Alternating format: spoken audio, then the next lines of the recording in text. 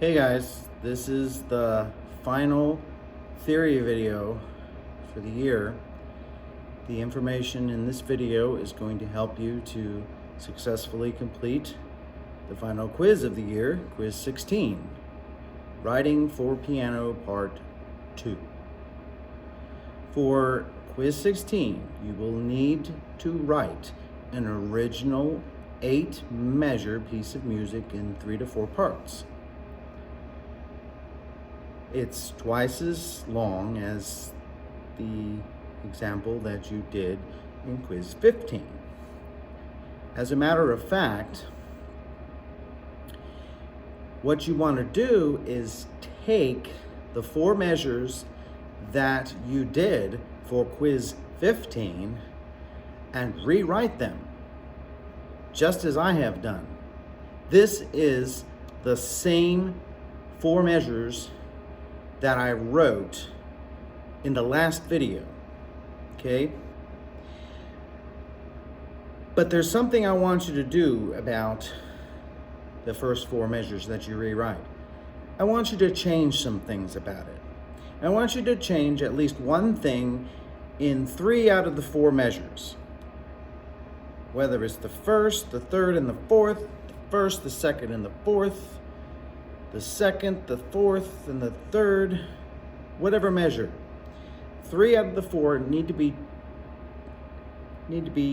changed in some way.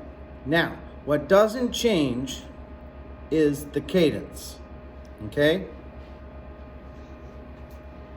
The cadence I had was 1, 2, 5,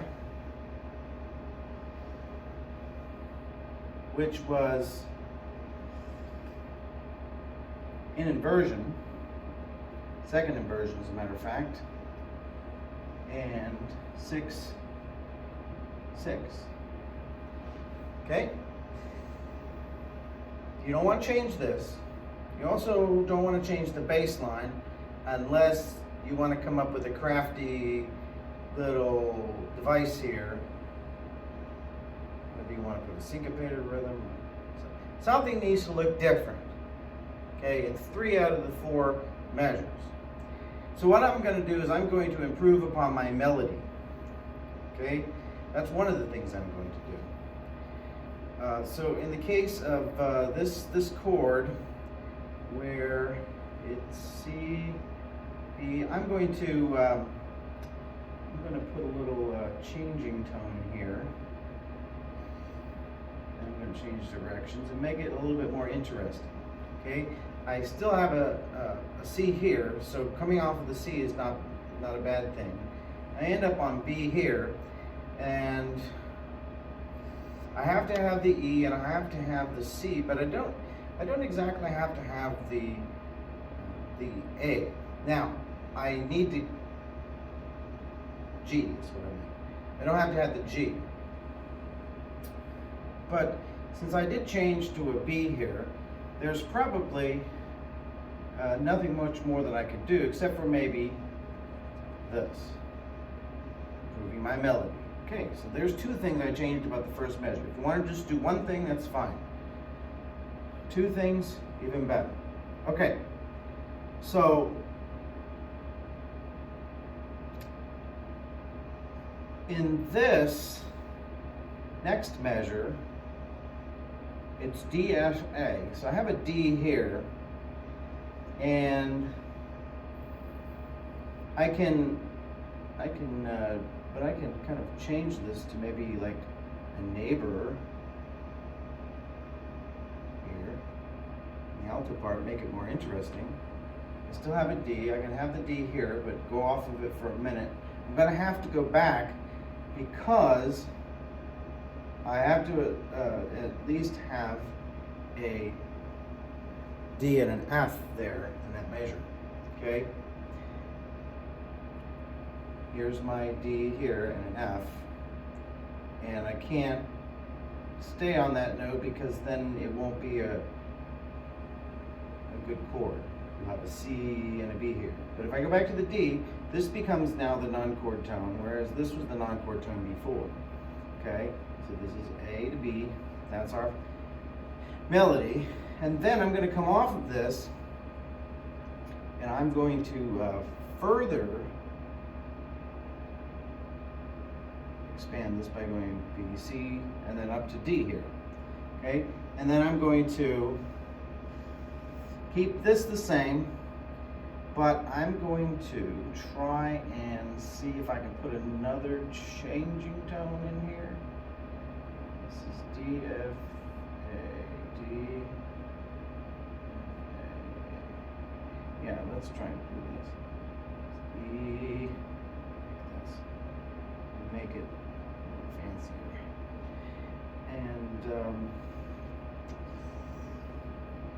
And then when I get to this point, I can just pass up into here and I've made the melody more interesting. Okay?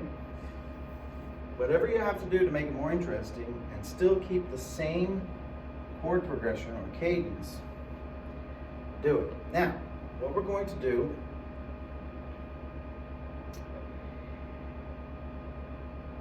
before we do that, let me make that clear.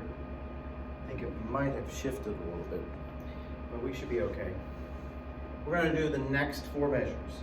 So first step is to rewrite the first 4 measures that you did for the last quiz, and then you're going to write an additional 4 measures that's going to tie in to the end of this.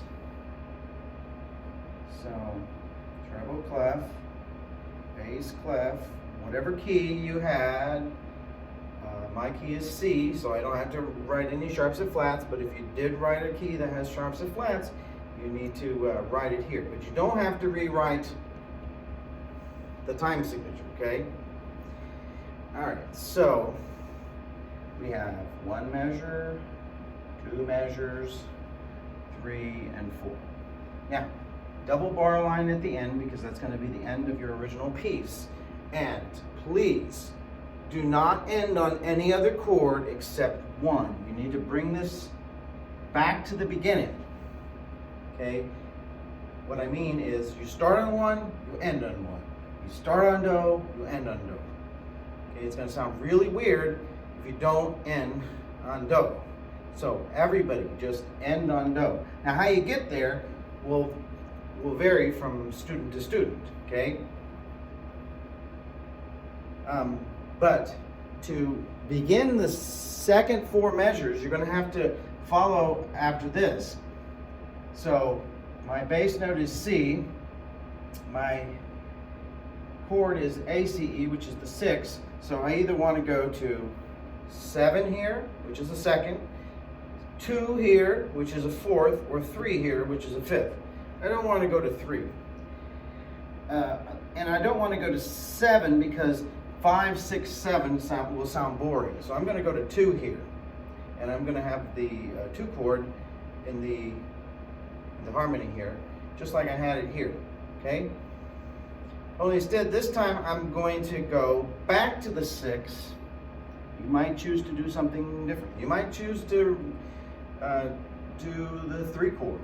You could do the 3 chord, and then you could do the 5 chord with the same, with the 3 chord being inverted in first inversion, and then you go to 5, and then you go back to 1. But this chord here has to be either, with it ending on 1, it has to either be 7 to 1, which is a 2, 5 to 1, which is a 4th, or 4 to 1, which is a 5th, okay? Do not put the next to last chord as 1, 3, or 6. I repeat, do not put the next to last chord as 2, 3, or 6, okay? So I'm going to go 2, from 6 to 5, and then back to 1. Okay, if I go to 6, that'd be the distance. Excuse me. If I go to 4, that's the distance between 6 and 4 of 3. That's not going to be very good. Okay. The only other one I could probably probably get away with is 7, but this is probably the strongest choice, okay? And it gives a little bit more variety because you're moving by seconds a lot. Anyways, here, here,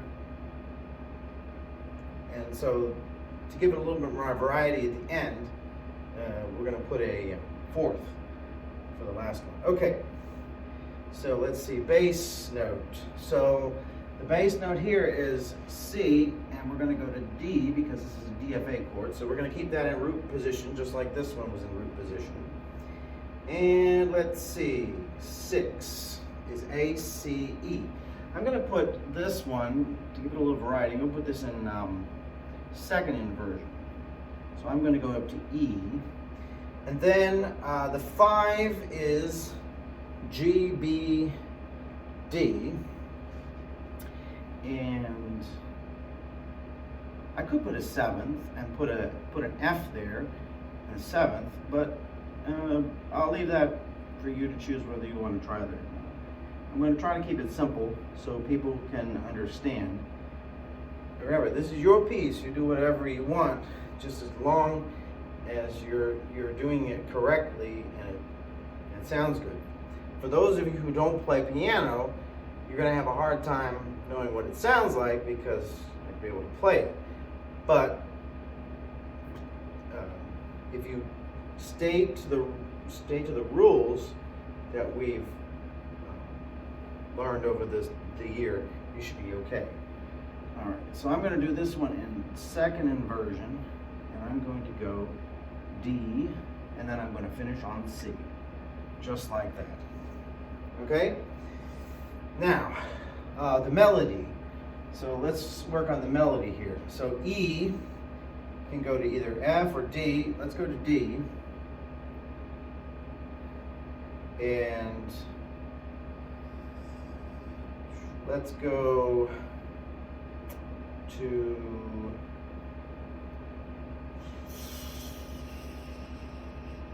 A, C, E.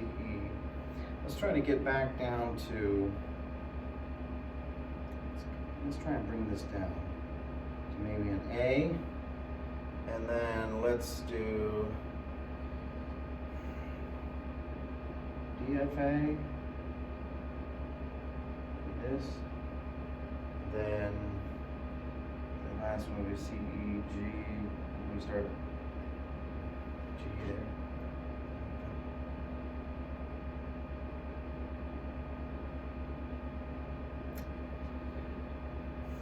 By the way, I misspoke earlier when I said the 7th was F.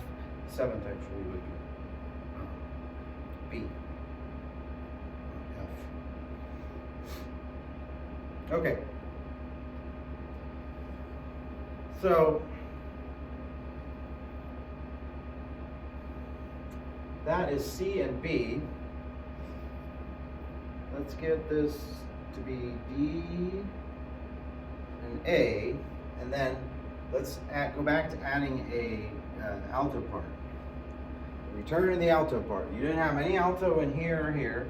That's okay because we're writing for piano. If you want to leave out one of the notes of the chord, or if you need to put it in the bass clef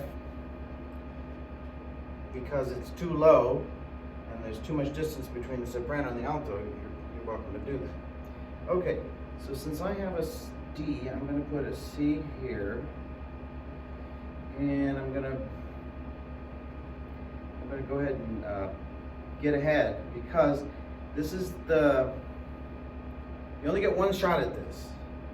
Okay, so you got to make the last 4 measures as interesting as possible, as interesting as you made the first 4 measures, but you don't have another quiz to do that. So on this last quiz, you need to go all out with your creativity and make it as interesting as possible. Okay, because this is the 3rd, I can't really take it away. However, I can maybe do a little bit of a neighbor tone just to make it a little bit more interesting here. maybe tenor like that, top part like that. Okay, and then this is A, C, E. So the melody went down to here, and I need a C. So this might be a spot where we have to switch the third from the well, no, we'll keep the third in the alto like this. All right, and then A, C, E. Let's keep the A going here. So this will be the left hand, and then this will play. Let's see. This will go. Let's play on this again. Actually, since we have an A there, let's play on this and do another neighbor and come back to A for this beat. But when we go here now, we can put a G, which will lead us down to this note, which this is G. Oh, that's right. G, B, D. Okay, which is an anticipation of this note. Okay, and then let's see. To balance it out, let's do this and this, and let's go F.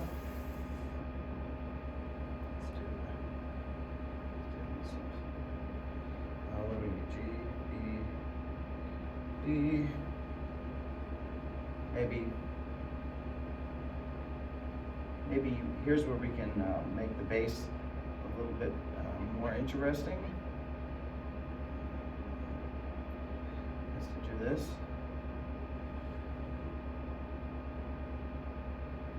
And then this becomes, let's see, and we're gonna do this last little bit here, like this.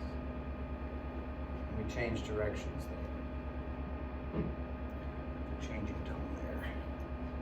And then you definitely want to hold the last, if you want to, the chord, if you want to do suspension, you're welcome to. Let's see. This is going to be that, E, C, E, and then this would be, if you want to do G, that's fine. Or if you wanted to do two,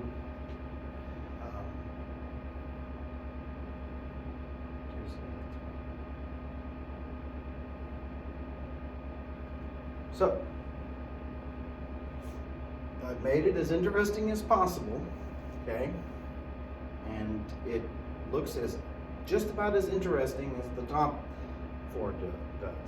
I even went out on a limb here in some of these other parts. But this is how you write for a piano.